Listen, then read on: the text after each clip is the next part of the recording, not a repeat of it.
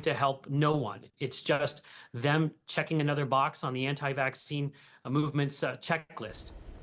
At least one critical reaction from the news today that an advisory panel appointed by Health Secretary Robert F. Kennedy Jr.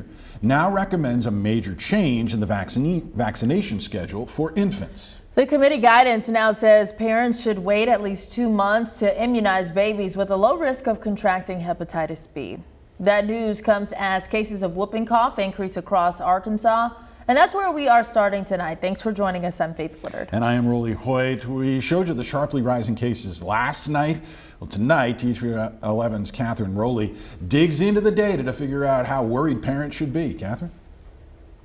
Well, let's start by going over those numbers again. You can see them right here, kind of the last couple of years. But again, the health department reports almost 490 cases of whooping cough this year, and at least one person has died from the virus. For years, it's been controlled by an available vaccine, but now parents need to make decisions about the shots that infants have as soon as they're born. The concern is that there's now a trend to not vaccinate routinely for pertussis or for whooping cough.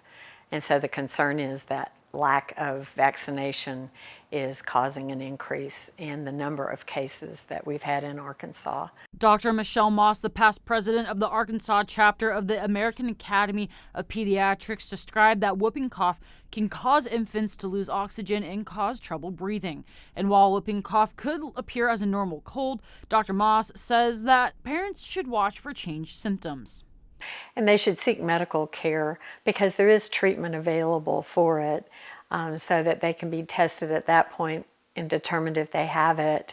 Then they can be started on antibiotics, which hopefully will shorten the course or make the course a lot less severe. There isn't a vaccine that babies can get while they're newborn for whooping cough, but they can for hepatitis B as well as a vitamin K shot. But with the recent vote from the Advisory Committee on Immunization Practices, this is no longer the case. I think because what was previously in place had been proven scientifically and statistically to be highly effective and safe, and that by vaccinating the babies within 24 hours of life, there's a marked decrease in the risk of them acquiring hepatitis B. Dr. Moss explained that there is a difference on how babies react to hepatitis B than adults, but the biggest concern is the later you give the vaccine, the higher the risk for infection. But babies are at super high risk for having chronic hepatitis that ultimately can lead to liver failure, cirrhosis, death, or requiring a liver transplant. Very different than the adult